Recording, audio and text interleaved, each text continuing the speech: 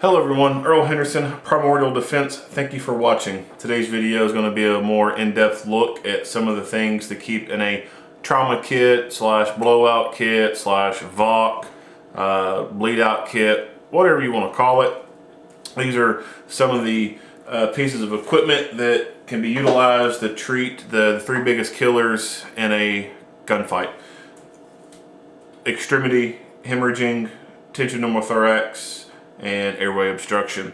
So first off the bat, that, I guess you could say is something that's been catching a lot of wind and has been going around pretty quickly is tourniquets. So it used to be, tourniquets was something that wasn't widely, I wouldn't say known about, but wasn't widely carried by people or advocated by people. And tourniquets have been around for I don't know how long, but longer than I've been alive. And back in the 70s and before, the mindset of tourniquets was it was something that only a doctor should be using.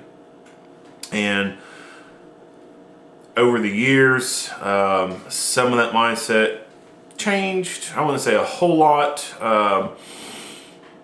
but it was still reserved as one of those last ditch kind of things. And then as the wars in Afghanistan and Iraq kicked off, a bunch of people were hurt in war, bleeding from extremities, and it came out pretty quickly early on that tourniquets are something to be used early on versus wait, and then only let a doctor do it. Now tourniquets are given to everybody, even the most basic of army people or military people, even the ones who don't have the brightest IQs, they're even given stuff like this. There's a lot of police agencies out there. They're giving these to the street cops. Some of them are carrying them on their belt. Some of them are just still leaving them in their car, just like they leave their other life-saving equipment in the car.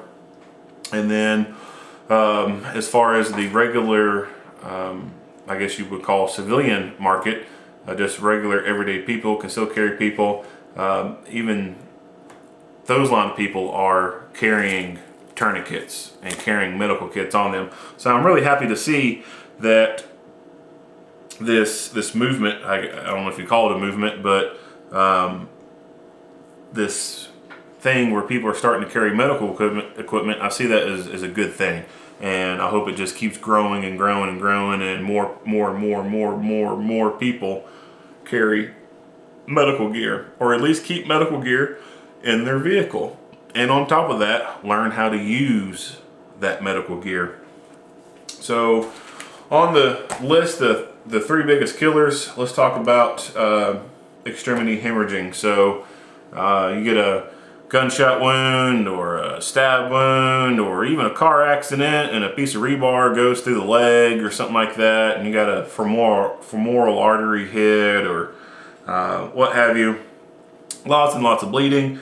Aside from applying direct pressure to the wound, if you can't get that to stop with direct pressure or anything, tourniquets come into play.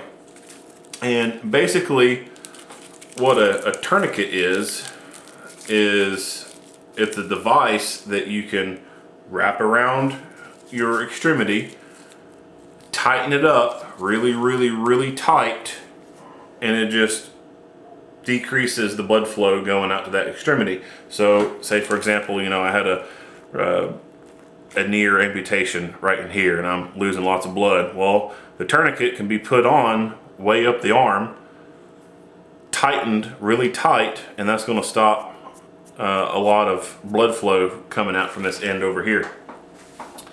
Same concept when you get your blood drawn or something like that. You'll see the nurse take one of those little blue big rubber band looking things and wrap it around your arm. That's a tourniquet. It's not a trauma tourniquet, but it's still a tourniquet, and you use it to decrease the blood flow so they can get the IV started and everything, or get the blood drawn, get that catheter prick in there.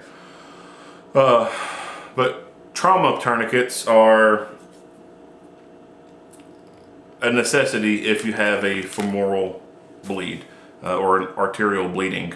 Because if you have arterial bleeding, it's very, very, very critical. You can have a person bleed to death within about 90 seconds. So having this on you is a game changer, because it is literally the difference between life and death. If you keep this thing in the trunk of your car in some bag that's under a raincoat and under some caution tape and all this other junk, and you're by yourself, you got an arterial bleed, and unless someone gets there to help you or something like that, chances are you're probably going to die alone. You carry this stuff on you. You can start self-aid on yourself, keep yourself in the fight, the gun fight, if it's still needing to continue, and then once you've won that fight, hopefully you can win the fight for your life with this still being on there and stopping you from bleeding to death. This particular tourniquet that you see right here is a cat tourniquet. It's a very simple operation. You would just basically take the strap, put the extremity on, and this is not going to go full in. This obviously is not where you'd want to put the tourniquet, but just for the sake of the video, you would put it on, and then you would unlatch this part, the windlass, and you would start turning. What you might not be able to see very well is this part right here. This goes in, excuse me, this goes into this direction. So if I can pull this back, there's an opening right there. So this webbing right here goes all the way around and through here to presumably, I guess, the end somewhere down in here. And when you twist this multiple times, you're tightening this band around the extremity. And when you tighten it enough times to where you can't tighten it anymore, you're going to have that arterial blood spray stop. And when I say arterial blood spray, I'm talking dark, rich, red looking blood, just squirting out with every heartbeat, just going lots of blood coming out. And when you put one of these things on an extremity, high and tight, again, like I said, down here, you don't want to put it on down here. You'd want to go all the way up the arm, up into the high as you can go, up towards the armpit. Put that sucker on. Even with the leg, you want to go as high and tight as you can. Go all the way as high as you can up into the groin area. Strap it and start cinching down. But you put these things on and you cinch, and it'll decrease the blood flow. So this is one version of a tourniquet. There's another tourniquet, I believe it's called the soft T tourniquet. Same kind of design, except their windlass is a metal windlass, and it has a little metal D-hook or whatever you can clip it into. There's another tourniquet that sounds very similar to it, but it's an all rubber tourniquet, kind of like that tourniquet you would see a nurse use to draw blood or something like that. But it's not very thin and narrow like those little blue ones. It's a big black rubber piece. It's probably about as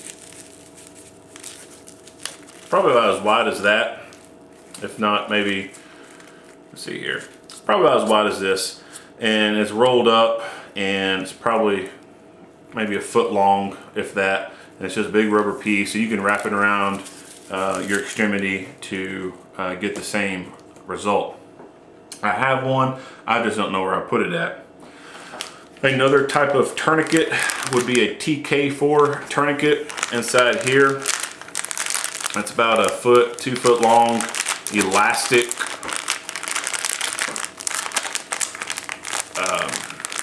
piece of material. Like I said, it's about 2 foot long, and it has little eyelets on the end, little hooks, as you can see with the the pictogram right there. And you basically go high and tight, wrap tightly around your extremity, and you start occluding blood flow. Another tourniquet out there is something called the rat's tourniquet. Same concept. You just wrap as tight as you can and tie it off on this cleat or whatever it's called. Tie it off onto that. Then there's people who think that their belt is going to serve as a tourniquet. If you are banking on your belt being used as a tourniquet, you need to change your mindset. I wish I had the persuasive words to be able to preach to you and make you change your mindset. I don't know if I have that capability or not, but if you plan on using your belt as a tourniquet, you're probably going to die with your pants around your ankles, and people won't be laughing at you. You need to get actual tourniquets to stop arterial bleeding within your extremities. Of course, there are other tourniquets you can get there, like abdominal tourniquets. Those are going to be something that, or one, probably going to be too expensive for you to afford, and two, when you start getting into that level of stuff, you're going to have more than just a basic first aid knowledge. But even if you wouldn't have something like that, you can still improvise in some way. Say, for example, someone's got an arterial bleed coming out of their leg. You can take your knee and just drive it down into the very upper, let's just say that, these are the legs of a person, right? There's the waist. Just take your knee and drive it down into the top of that thigh closest to the groin. Try and compress that femoral artery against the femur. Trying to compress it as hard as you can down against there. Just using your knee and your full body weight. If that's all you got, then that's all you got. Just put your knee down there and put all your weight into it. Yeah, they're gonna scream when you put something like this on. They're gonna scream, grunt, make some noises, because these things hurt. They don't feel good. But you're going to live and not bleed to death. So these are some options for tourniquets. You can even take a blood pressure cuff and to aid in your stopping bleeding. So tourniquets are not the only thing that you can use to stop bleeding from gunshot wounds, stab wounds, car accident, rip tears, whatever. You can use pressure dressings, bandages, whatever you're going to call them. You can get these in a variety of different places. You get these things. It's just, see if there's a good pictogram on the back. Here's a good pictogram here. So you can see the little arm. Here's the bandage with the H-shaped plastic piece on the back. You'd wrap that around the arm, and then the very long tail end that you would keep wrapping around the arm, you can loop it in through this little plastic H-shaped thing on top of the bandage. And when you loop it around and wrap it around a couple times, that puts pressure down on top of that wound, and then you wrap it the rest of the way with the rest of the tail that's hanging off the end. Same thing in here, just a little bit of a different design. You see the pictogram on that. See how they're just wrapping around the arm, and they got this little plastic device here that you run the tail end through and get it looped back around, and it just cinches pressure down on top of that wound right there. You can even get wound packing material. This is compressed gauze, so it's vacuum sealed, but when you break the seal on this, you got a lot of gauze in there, and it just gets all out and puffy. And you can take this, and it's going to be a very long, when I say roll, it's not like rolled up, but it's a very long piece of gauze that's in here. And make your little power ball at the end, stuff it down into the bullet hole, and just keep packing that wound with all this dressing that's going to come out. And keep packing. Fill that hole up as much as you can with that. You can also get stuff like this that has hemostatic agent on there. So something like this, a quick clot, it's a clotting sponge. You can take this and this will help to speed up the clotting process so that you can get bleeds to stop and everything.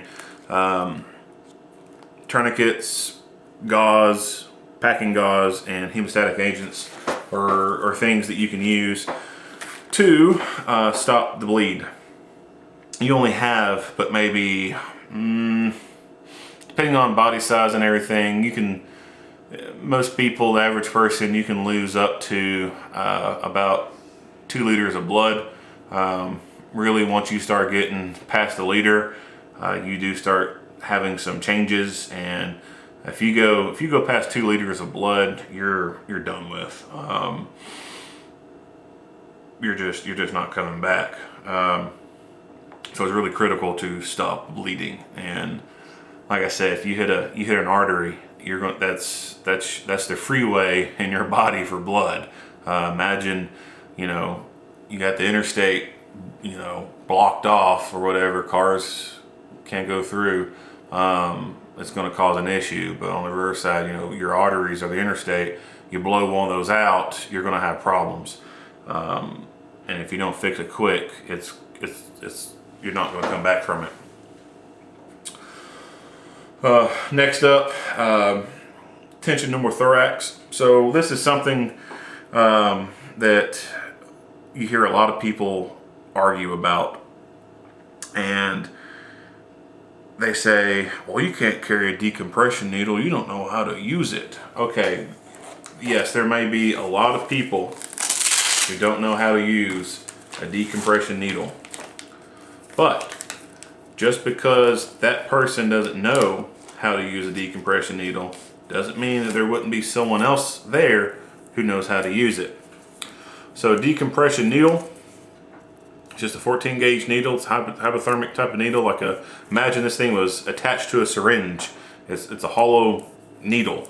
I'm not even going to attempt to explain how to use it because I don't want someone thinking that they're now trained to go use a decompression needle. But there's a couple places you can poke on the chest and get that needle pressed down in there and remove the needle and leave the catheter in place, and that'll keep the person alive. Because basically what a tension pneumothorax injury does is it basically causes a lung to collapse, and when you have a lung collapse, you're not able to breathe very well and get oxygenated blood to your organs.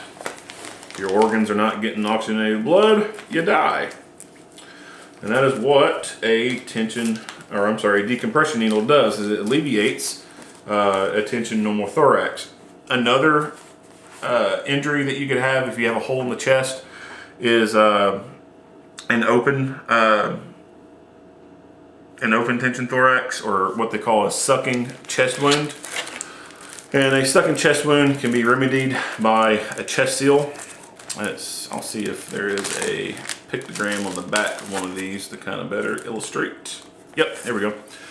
So basically it's just one big clear film inside with a sticky side, with an adhesive. So you can see a little hole in someone's chest.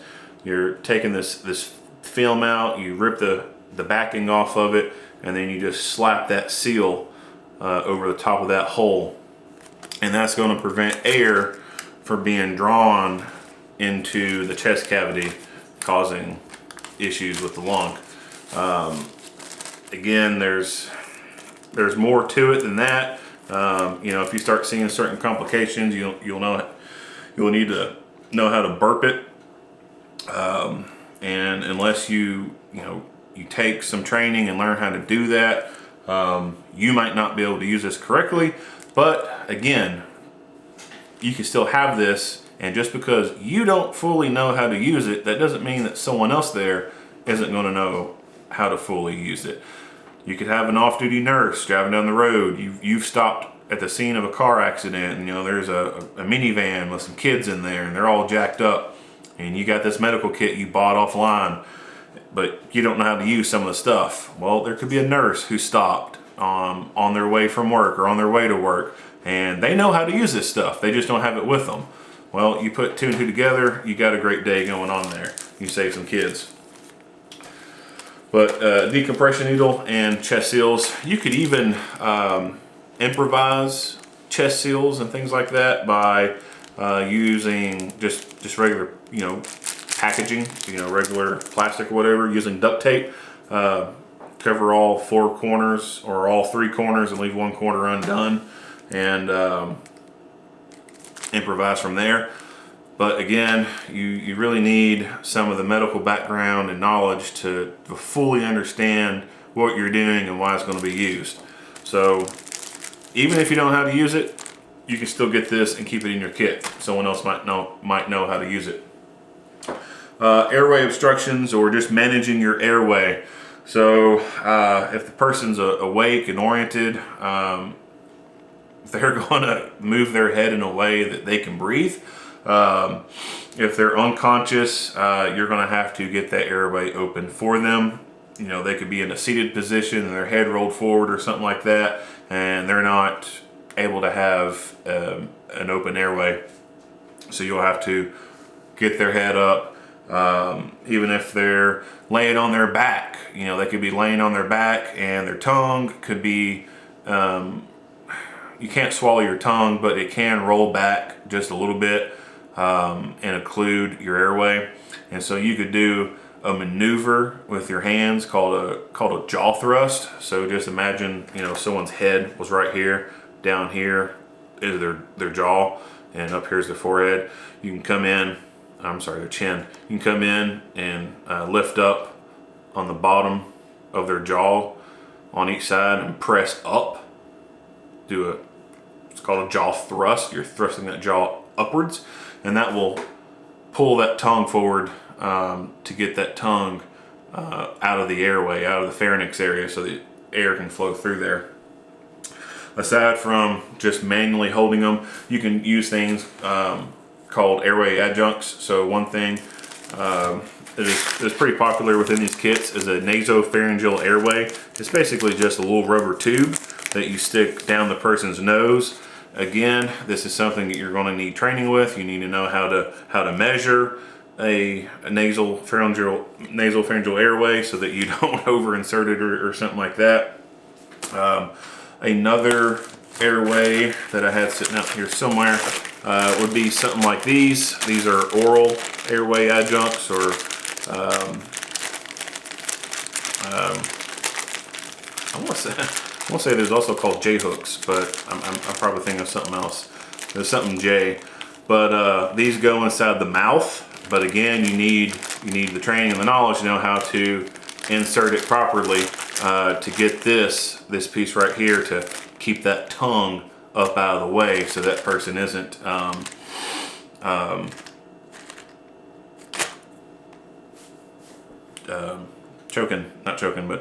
getting air. There's also another technique using a safety pin. You can take a safety pin. This is one that's, I know, is probably going to make the comments section blow up. But you can take a safety pin, run it through a person's tongue, and run it in through their lower lip, and keep that tongue up out of the way so that you can keep that airway open. Go ahead, fire away, internet commandos. So those are a couple ways to keep an airway open. You also have like an epiglottic airway that you can get. It's pretty simple to use, but again, you need to have that training background on knowing how to insert that thing and utilize it.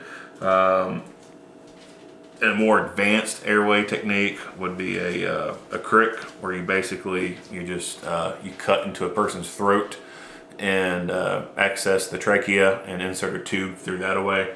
But you need to have a skill set that is beyond just what I'm talking about here. Is just an overview. And those of you who know how to use that stuff, you understand that even though you're trained to use it, the success rate isn't always that high with it anyway. But it is still something that if you bought a full-blown trauma kit and you had that stuff in there, just because you don't know how to use it doesn't mean that, you know, someone else driving down the road pulling up to the scene after an accident doesn't know how to use it. They could know how to use it. They could have used it multiple times, know what they're doing. So these are some of the things that you can find in a trauma kit, a blowout kit, VOC, whatever name you want to assign to it. You got a few different options for tourniquets.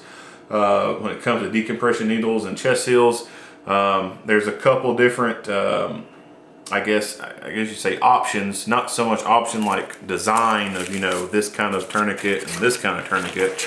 I mean, you can't really get that much different with a needle, but there are a couple of different options. They look a little bit different. The one I showed you is one. There's another one that looks like it comes in a big permanent marker looking kind of pin. Chest seals, there are a couple different chest seals out there. You got the hyphen, you got the Asher, I believe it's called.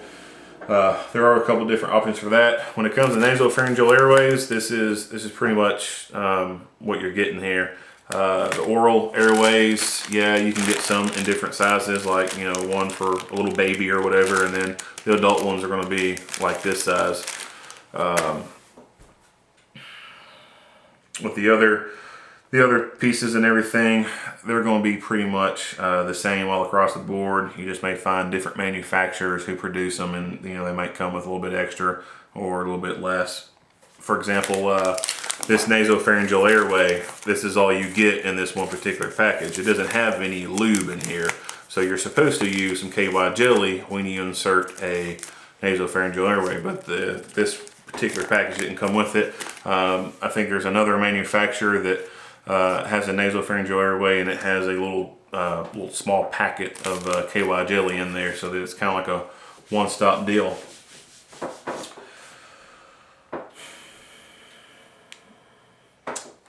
This is pretty much all I've got to say. I'll add one more thing. So this is all great, all nice life-saving equipment, but probably one of the most important things to have in your medical gear is these gloves. We call it BSI, body substance isolation. You need to have several pairs of these in your medical kit, because you put one pair on and you're messing around and you get blood on somebody, you need to go touch someone else, you need to rip them off, put a new pair on. If you're treating family members, yeah, you should still be wearing gloves because you don't want to contaminate their wounds or anything like that. But if, you know, I know my family, I don't care if I get their blood on me. I don't know people out in general public. If I come across a car wreck out in the interstate, I don't know that person from Adam. I don't know who they are, what their life experience has been. So I'm always going to be wearing gloves. You have no idea just by looking at someone's blood if they have hepatitis or AIDS, or if they don't have it. There's just no way to know. So you always want to wear gloves when you are treating someone and their medical needs. This has been a video about things inside trauma kits and some considerations on what you can get when you're building your trauma kit. Again, you can buy these different components all individually by themselves. You can buy this all by itself, you can buy this all by itself, you know, buy a little tourniquet all by itself, and you can put it all together as a kit, or you can buy kits from different manufacturers. Whichever route you choose, just go ahead and buy some stuff, get it, keep it in your vehicle, keep it on your person, learn how to use some of the very basic stuff, like a basic bandage. Almost anyone can be taught how to use something as simple as this. Anyone can be taught how to use something as simple as a tourniquet. Even though I don't fully advocate watching YouTube videos as a means of training, you can still watch enough YouTube videos to get a really good idea how to use a tourniquet. It's very simple to use. Some of these other things, even though you might not know how to measure a nasal airway and how to insert it, you can still get it. Keep it in your kit. Just because you don't know how to use it doesn't mean someone else doesn't. If you have any questions or comments, leave them down in the comment section. If you want to send a message, you can, but I suggest everyone leave their comments in the comment section because I don't believe that there's such a thing as stupid questions. Earl Henderson, Primordial Defense, thank you for watching.